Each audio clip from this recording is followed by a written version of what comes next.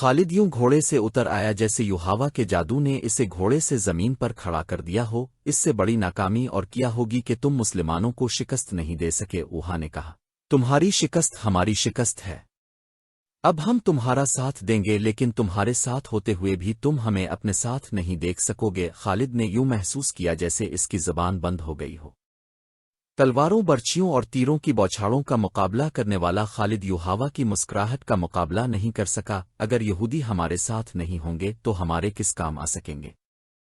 خالد نے پوچھا، کیا تم سمجھتے ہو کہ صرف تیر ہی انسان کے جسم سے پار ہو جاتا ہے؟ یوحاوا نے کہا، عورت کا تبسم تم جیسے دلیر اور جری مردوں کے ہاتھوں سے تلوار گرا سکتا ہے۔ خالد اس سے کچھ پوچھنا چاہتا تھا لیکن کچھ پوچھ نہ سکا۔ یوحاوا نے اس کی آنکھوں میں آنکھیں ڈالیں اور پھولوں کی پنکھڑیوں جیسے ہونٹوں پر تبسم آ گیا۔ یوحاوا آگے چل پڑی، خالد اسے دیکھتا رہا۔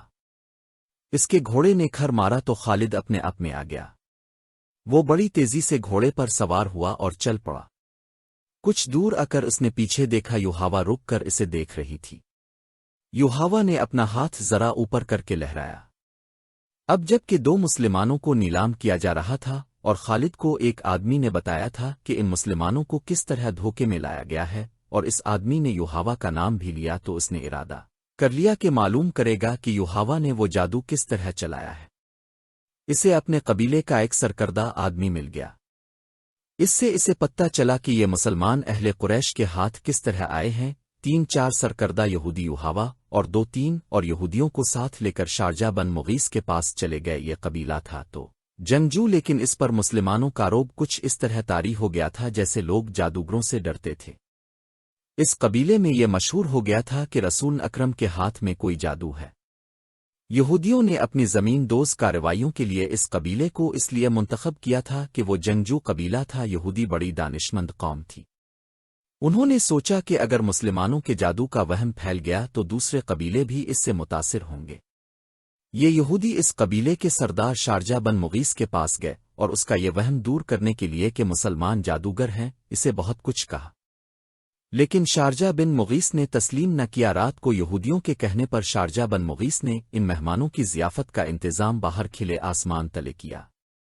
ان یہودیوں نے اپنے ہاتھوں اپنے میزبانوں کو شراب پلائی۔ شارجہ بن مغیث اور اس کے قبیلے کے چند ایک سرکردہ افراد کو جو شراب پلائی گئی، اس میں یہودیوں نے کوئی صفوف سا ملا دیا تھا۔ پھر یہودیوں نے اپنے جادو کے کچھ شبدے دکھائے۔ یوحاوا نے اپنے حسن کا جادو چلایا۔ اس کا ذریعہ ایک رقص بھی تھا جس میں یہ یہود نے نیم ہرہنا تھیں۔ ناچتے ناچتے ان کے جسموں پر جو ادھورے سے لباس تھے وہ بھی سرک کر زمین پر جا پڑے۔ یہودی اپنے سازندے ساتھ لے گئے تھے۔ اگلے روز جب شارجہ بن مغیث کی آنکھ کھلی تو اسے محسوس ہوا جیسے وہ بڑے ہی حسین خواب سے جاگا ہو۔ اس کے خیالات بدلے ہوئے تھے۔ کچھ دیر بعد وہ پھر اپنے قبیلے کے دوسرے سرداروں کے ساتھ یہودیوں کے پاس بیٹھا تھا۔ یہود نے بھی وہاں موجود تھیں۔ یوحاوا کو دیکھ کر وہ بے قابو ہو گیا۔ اس نے لپک کر یوحاوا کا بازو پکڑا اور اسے کھینچ کر اپنے پاس بٹھا لیا۔ اور ضروری نہیں کہ دشمن کو میدان میں للکار کر اسے شکست دی جائے۔ ایک یہودی نے کہا، ہم مسلمانوں کو دوسرے طریقوں سے بھی ختم کر سکتے ہیں، اس کا ایک طریقہ ہم تمہیں بتاتے ہیں۔ خالد کو بتایا گیا کہ ان 6 مسلمانوں کو مدینے سے دھوکے سے لانے کا یہ طریقہ یہودیوں نے بتایا تھا، اور شارجہ بن مغیث نے جو آدمی رسول کرم کے پاس بھیجے تھے ان میں ایک یہودی بھی تھا۔ خالد مسلمانوں کو اپنا بدترین دشمن سمجھتا تھا، لیکن اسے یہ غیر جنگی طریقے اچھے نہیں لگتے تھے۔ خالد اپنے گھر گیا، اپنی ایک خادمہ سے کہا کہ وہ یوحاوا ہودن کو بلا لائے۔ یوحاوا اتنی جلدی اس کے پاس آئی جیسے وہ اس کے بلاوے کے انتظار میں قریب ہی کہیں بیٹھی تھی۔ تم نے مسلمانوں کو کامیابی سے دھوکہ دیا ہے، خالد نے یوحاوا سے کہا، اور مغیث کے قبیلے کے لوگ تمہیں جادوگرنی کہنے لگے ہیں، لیکن یہ طریقہ مجھے پسند نہیں آیا۔ میری بات غور سے سنو خالد، تم اپنے قبیلے کے نامور جنگجو ہو، لیکن تم میں عقل کی کمی ہے۔ دشمن کو مارنا ہے، تلوار سے مارو اور اسے تیکھی نظروں سے ہلاک کر دو۔ تیر اور تلوار چلائے بغیر دشمن کو کوئی مجھ جیسی عورت ہی مار سکتی ہے۔ آج 4 برس بعد وہ جب صحرا میں تنہا جا رہا تھا تو یوحاوا کی باتیں اسے یاد آ رہی تھیں۔ اس حد تک تو وہ خوش تھا کہ یہودی ان کے ساتھ تھے، لیکن اسے یہ بھی معلوم تھا کہ یہودیوں کی دوستی میں جہاں مسلمانوں کی دشمنی ہے وہاں ان کے اپنے مفادات بھی ہیں۔ البتہ اس نے یہ تسلیم کر لیا تھا کہ یوحاوا اگر جادوگرنی نہیں تو اس کے سراپا میں جادو کا کوئی اثر ضرور ہے۔ خالد کا گھوڑا مدینہ کی طرف چلا جا رہا تھا۔ اس کے ذہن میں پھر خبیب بن عدی اور زد بن الدسنا آ گئے۔ لوگ ان کی بولیاں بڑھ بڑھ کر دے رہے تھے۔ آخر سودا ہو گیا اور قریش کے 2 آدمیوں نے انہیں بہت سے سونے کے عوض خرید لیا۔ یہ دونوں آدمی ان دونوں صحابہ کو ابو سفیان کے پاس لے گئے۔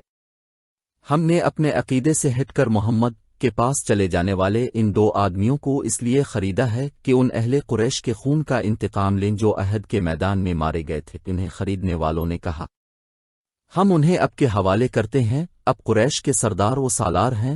ہاں، ابو سفیان نے کہا، مکہ کی زمین مسلمانوں کے خون کی پیاسی ہے، ان 2 مسلمانوں کا خون اپنی زمین کو پلا دو۔ لیکن مجھے یاد آ گیا ہے کہ یہ مہینہ جو گزر رہا ہے ہمارے دیوتاؤں عز اور حبل کا مقدس مہینہ ہے۔ یہ مہینہ ختم ہو لینے دو، اگلے دن انہیں کھلے میدان میں لے جا کر لکڑی کے کھمبوں کے ساتھ باندھ دینا اور مجھے بلا لینا۔ خالد نے جب ابو سفیان کا یہ حکم سنا تو وہ اس کے پاس گیا۔ مجھے اب کا یہ فیصلہ اچھا نہیں لگا۔ خالد نے ابو سفیان سے کہا، ہم دگنی اور تگنی تعداد میں ہوتے ہوئے اپنی زمین کو مسلمانوں کا خون نہیں پلا سکے تو ہمیں حق حاصل نہیں کہ 2 مسلمانوں کو دھوکے سے یہاں لا کر ان کا خون بہایا جائے۔ ابو سفیان کیا اب جانتے ہیں کہ مسلمانوں کو دھوکہ دینے والی 3-4 عورتیں تھیں؟ کیا آپ اپنے دشمن سے یہ کہلوانا چاہتے ہیں کہ اہل قریش اب عورتوں کی آڑ میں بیٹھ گئے ہیں؟ خالد، ابو سفیان نے باروب لہجے میں کہا، خبیب اور زید کو میں بھی اتنا ہی اپنے قریب سمجھا کرتا تھا جتنا تم انہیں اپنے قریب سمجھتے تھے۔ تم اب بھی انہیں اپنے قریب سمجھ رہے ہو اور یہ بھول رہے ہو کہ اب یہ ہمارے دشمن ہیں۔ اگر تم انہیں آزاد کرانا چاہتے ہو تو لاؤ اس سے دگنا سونا لے آؤ اور ان دونوں کو لے جاؤ۔ نہیں، پردے کے پیچھے سے ایک گرجدار نسوانی آواز آئی۔ یہ ابو سفیان کی بیوی ہند کی آواز تھی۔ اس نے غصے سے لرزتی ہوئی آواز میں کہا، حمزہ کا کلیجہ چبا کر بھی میرے سینہ میں انتقام کی آگ سرد نہیں ہوئی ہے۔ اگر ساری دنیا کا سونا بھی میرے آگے لا رکھو گے تو بھی میں ان 2 مسلمانوں کو آزاد نہیں کروں گی۔ ابو سفیان و خالد نے کہا، اگر میری بیوی میری بات کے درمیان یوں بولتی تو میں اس کی زبان کھینچ لیتا۔ تم اپنی بیوی کی زبان کھینچ سکتے ہو؟ ہند کی آواز آئی، تمہارا باپ نہیں مارا گیا تھا، تمہارا کوئی بیٹا نہیں مارا گیا اور تمہارا چچا بھی نہیں مارا گیا، ایک بھائی قید ہوا تھا اور تم مسلمانوں کے پاس جا کر منہ مانگا فدیہ دے کر اپنے بھائی کو چھڑا لائے۔ آگ جو میرے سینہ میں جل رہی ہے تم اس کی تچ سے نا آشنا ہو۔ خالد نے ابو سفیان کی طرف دیکھا۔ ابو سفیان کے چہرے پر جہاں مردانہ جا و جلال اور ایک جنگجو سردار کا تاثر تھا، وہاں ایک خاوند کی بے بسی کی جھلک بھی تھی۔ ہاں خالد، ابو سفیان نے کہا، جس کے دل پر چوٹ پڑتی ہے الف سکے خیالات تم سے بہت مختلف ہوتے ہیں۔ کسی کو اپنا دشمن کہنا کچھ اور بات ہے، لیکن اپنے دشمن کو پنے کسی عزیز کا خون بخش دینا بڑی ہی ناممکن بات ہے۔ تم کس کس کو قائل کرو گے کہ وہ ان 2 مسلمانوں کی جان بخشی کر دے؟ تم جاؤ خالد، ان 2 مسلمانوں کو اپنے قبیلے کے رحم و کرم پر چھوڑ دو۔ خالد خاموشی سے واپس چلا گیا۔ پھر خالد کو وہ بھیانک منظر یاد آیا جب باہر میدان میں لکڑی کے 2 کھمبوں کے ساتھ خب اور زبندئی کھڑے تھے۔ تماشائیوں کا چیختا چلاتا ہوا ہجوم اکٹھا ہو گیا تھا۔ الفادیر سے ابو سفیان اور ہند گھوڑوں پر سوار ہجوم میں داخل ہوئے۔ ہجوم کے نعرے اور انتقامی نعرے پہلے سے زیادہ بلند ہو گئے۔ اگر اس ہجوم میں کوئی خاموش تھا تو صرف خالد تھا۔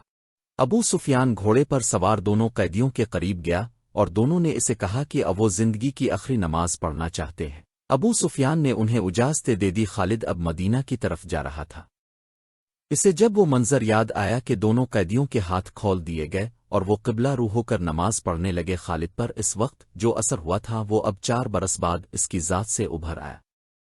گھوڑے کی پیٹھ پر بیٹھے بیٹھے خالد کا سر جھک گیا۔ خب بن عدی اور زد بن الدسنا ہجوم کی چیخ و پکار سے لا تعلق پنی موت سے بے پرواہ خدا کے حضور رکوع و سجود میں مہوے تھے۔ انہوں نے نہایت اطمینان سے نماز پڑھی، دعا کے لیے ہاتھ اٹھائے۔ کوئی نہیں بتا سکتا، تاریخ بھی خاموش ہے کہ انہوں نے خدا سے کیا دعا مانگی۔ انہوں نے خدا سے یہ نہیں کہا ہوگا کہ دشمن انہیں آزاد کر دے۔ وہ اٹھے اور خود ہی لکڑی کے کھمبوں کے ساتھ پیٹھے لگا کر کھڑے ہو گئے۔ او بد قسمت انسانوں! ابو سفیان نے بڑی بلند آواز سے خب اور زد سے کہا، تمہاری قسمت اور زندگی میرے ہاتھ میں ہے۔ الف پنی زبانوں سے کہہ دو کہ ہم اسلام کو ترک کرتے ہیں اور اب ہم اہل قریش میں سے ہیں اور 360 بتوں کو برحق مانتے ہیں، یہ اعلان کر دو اور اپنی زندگیاں مجھ سے واپس لو، اگر نہیں تو موت کو گلے لگاؤ، یہ بھی سوچ لو کہ تمہاری موت سہل نہیں ہوگی۔ اے باطل کے پجاری ابو سفیان، زد کی آواز گرجی۔ ہم لعنت بھیجتے ہیں پتھر کے ان بتوں پر جو اپنے اوپر بیٹھی ہوئی مکھی کو بھی نہیں اڑا سکتے۔ ہم لعنت بھیجتے ہیں اس اور حبل پر جو تمہیں اگلے جہان دوزخ کی آگ میں پھینکیں گے۔ ہم پجاری ہیں اس ایک اللہ کے جو رحمن اور رحیم ہے، اور ہم عاشق ہیں محمد کہ جو اللہ کے رسول ہیں۔ میرا رستہ وہی ہے جو زید نے تمہیں دن کے دیا ہے۔ خبیب نے بلند آواز سے کہا، اے اہل مکہ، سچا وہی ہے جس کے نام پر ہم قربان ہو رہے ہیں۔ ہمیں نئی زندگی ملے گی جو اس زندگی سے بہت زیادہ حسین اور مقدس ہوگی، باندھ دو انہیں ان کے بوہے کے ساتھ۔ ابو سفیان نے حکم دیا، یہ موت کا ذائقہ چکھنے کے مشتاق ہے۔ دونوں کے ہاتھ پیچھے کر کے کھمبوں کے ساتھ جکڑ دیے گئے۔ ابو سفیان نے گھوڑا موڑا اور ہجوم کی طرف آیا۔ اس اور حبل کی قسم۔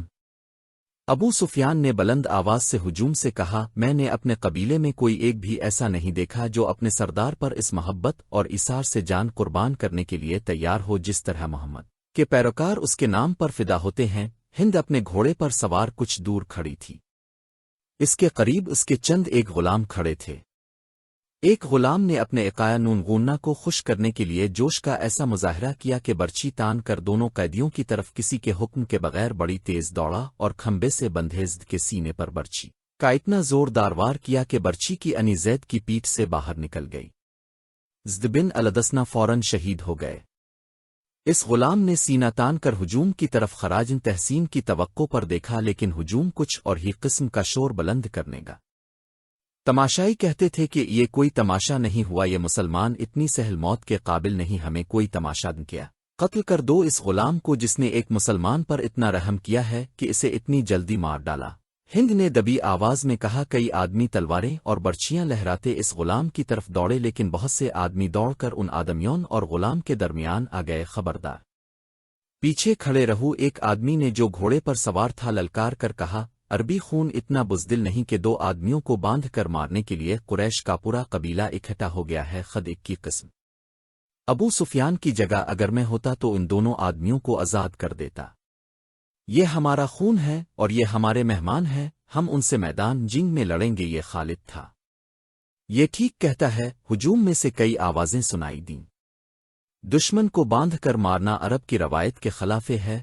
تماشائیوں کے ہجوم میں سے بے شمار آوازیں ایسی سنائی دے رہی تھیں جو کہتی تھیں کہ ہم تماشا دیکھیں گے، ہم دشمن کو اس طرح ماریں گے کہ وہ مر مر کے جیے۔ تھوڑی دیر بعد تماشائیوں کا ہجوم دو حصوں میں بٹ گیا کہ ایک گروہ خب کے قتل کے خلاف تھا، اسے وہ عرب کی روایتی بہادری کے منافی سمجھتا تھا، اور دوسرا گروہ خب کو تڑپا تڑپا کے مارنے کے نعرے لگا رہا تھا۔ خالد نے جب اہل مکہ کو اور دور دور سے آئے ہوئے تماشائیوں کو اس طرح ایک دوسرے کے خلاف نعرے لگاتے دیکھا تو وہ دوڑتا ہوا ابو سفیان تک گیا۔ دیکھ لیا ابو سفیان؟ خالد نے کہا، دیکھ لے یہاں میرے کتنے حامی ہیں، ایک کو مار دیا ہے، دوسرے کو چھوڑ دیں ورنہ اہل قریش آپس میں ٹکرا جائیں گے۔ ہند نے خالد کو ابو سفیان کے پاس کھڑے دیکھا تو وہ سمجھ گئی کہ خالد بھی خب کی رہائی کا حامی ہے۔ ہند نے گھوڑے کو الفاڑے لگائی اور ان دونوں کے پاس جا پہنچی۔ خالد، ہند نے سخت بپھری ہوئی آواز میں کہا، میں جانتی ہوں تم کیا چاہتے ہو۔ کیا تم ابو سفیان کو اپنا سردار نہیں مانتے؟ اگر نہیں تو یہاں سے چلے جاؤ، میں نے جو سوچا ہے وہ ہو کر رہے گا۔ خالد، ابو سفیان نے کہا، الف گر، تم سمجھتے ہو کہ میرا حکم الف ور میرے ارادے سے ہی نہیں تو بھی مجھے ان پر عمل کرنے دو، اگر میں نے اپنا حکم واپس لے لیا تو یہ میری کمزوری ہوگی، پھر لوگ میرے ہر حکم پر یہ توقع رکھیں گے کہ میں اپنا حکم واپس لے لوں۔ خالد کو آج مدینہ کے راستے میں یاد آ رہا تھا اور اسے افسوس ہو رہا تھا کہ اس نے ابو سفیان کا حکم مان لیا تھا۔ خالد کی خوبیوں میں سب سے بڑی خوبی نظم و نسق اور اپنے سردار کی اطاعت تھی۔ اس نے اپنے سینے پر پتھر رکھ کر صرف اس لیے ابو سفیان کا حکم مان لیا تھا کہ اہل قریش میں حکم عدولی کی روایت قائم نہ ہو۔ اے اہل مکہ! ابو سفیان نے دو گروہوں میں بٹے ہوئے تماشائیوں سے بلند آواز میں کہا، الف گر، آج یہاں دو مسلمانوں کے قتل پر ہم یوں بٹ گئے تو ہم دان جنگ میں بھی کسی نہ کسی مسئلے پر بٹ جائیں گے اور فتح تمہارے دشمن کی ہوگی۔ اگر اپنے سردار کی اطاعت سے یوں انحراف کرو گے تو تمہارا انجام بہت برا ہوگا۔ ہجوم کا شور ور غوغا کم ہو گیا، لیکن خالد نے دیکھا کہ اہل مکہ کے کئی ایک سردار چہروں پر نفرت کے آثار لیے واپس گھروں کو جا رہے تھے۔ انہیں دیکھ کر بہت سے لوگ بھی جو تماشا دیکھنے آئے تھے واپس چلے گئے۔ خالد وہاں نہیں رکنا چاہتا تھا لیکن وہ خطرہ محسوس کر رہا تھا کہ دونوں گروہ آپس میں ٹکرا جائیں گے۔ اس کے اپنے قبیلے کے زیادہ تر لوگ تماشائیوں میں موجود تھے، وہ کم از کم اپنے قبیلے کو اپنے قابو میں رکھ سکتا تھا۔ ہند نے تماشے کا پورا انتظام کر رکھا تھا۔ اس کے اشارے پر 40 کم سن لڑکے جن کے ہاتھوں میں برچیاں تھیں، دوڑتے اور چیختے چلاتے ہوئے تماشائیوں میں سے نکلے اور خوب کے ارد گرد ناچنے اور چیخنے چلانے لگے۔ 2-4 لڑکے برچیاں تانے ہوئے خوب تک جاتے اور دوڑ کر خوب پر وار کرتے تھے، لیکن خبکو گزند پہنچائے بغیر ہاتھ روک لیتے، خبیب بدکتی اور نعرہ لگاتے تھے، میرا خدا سچا ہے اور محمد خدا کے رسول ہیں۔ چند اور لڑکے اس طرح برچیاں تان کران پر ہلہ بولتے جیسے خوب کے جسم کو چھلنی کر دیں گے، لیکن وار کر کے وار روک لیتے۔ خبیب کی بدکنے پر تماشائیوں کا ہجوم داد و تحسین کے نعرے اور قہقہے لگاتا لڑکوں کا یہ کھیل کچھ دیر جاری رہا۔ اس کے بعد لڑکوں نے یہ طریقہ اختیار کیا کہ برچی کا وار بڑی زور سے کرتے، لیکن خوب کے جسم پر اتنا سا وار لگتا کہ برچیوں کی انیاں کھال میں ذرا سی اتر کر پیچھے جاتی۔ بہت دیر تک یہی کھیل چلتا رہا۔ تماشائی داد و تحسین کے نعرے اور خوب اللہ اکبر اور محمد رسول اللہ کے نعرے بلند کرتے رہے۔ خوب کے کپڑے خون سے لال ہو چکے تھے۔ ابو جہل کا بیٹا اکرما ہاتھ میں برچھی لیے ان لڑکوں کے پاس جا پہنچا اور انہیں ہدایات جاری کرنے لگا۔ لڑکے اب اپنی برچیاں خبیب کی جسم میں چبھو رہے تھے، وہ گول دائرے میں گھومتے اور ناچتے تھے۔ خوب کے جسم کا کوئی بھی حصہ ایسا نہ رہا جہاں برچھی نہ چبھی ہو اور وہاں سے خون نہ ٹپک رہا ہو۔ ان کے چہرے پر بھی برچیاں ماری گئیں۔ جب بہت دیر گزر گئی اور لڑکے ناچ ناچ کر اور برچیاں چبھو کر تھک گئے تو اکرما نے لڑکوں کو وہاں سے ہٹا لیا۔ خوب خون میں نہائے ہوئے تھے اور ابھی زندہ تھے اور ہر طرف دیکھ رہے تھے، ان کے نعروں میں کمی نہیں آئی تھی۔ اکرما ان کے سامنے کھڑا ہو گیا اور برچھی تان کر خوب کے سینے اتنی زور سے ماری کہ فاصلہ کم ہونے کی وجہ سے برچھی خبیب کی جسم سے پار ہو گئی۔ خوب شہید ہو گئے، ان کی لاشیں یہیں بندھی رہنے دو۔ ہند کی گرجدار آواز سنائی دی، اب کئی دن ان کی لاشوں کے گلنے سڑنے کا تماشا دیکھتے رہو۔ یہ واقعہ جولائی 625 کا تھا، جو خالد کو یاد آ رہا تھا۔ اس نے اپنے دل میں درد کی ٹیس محسوس کی۔ خوب اور زد کے قتل نے قریش کے سرداروں میں اختلاف کا بیج بو دیا تھا۔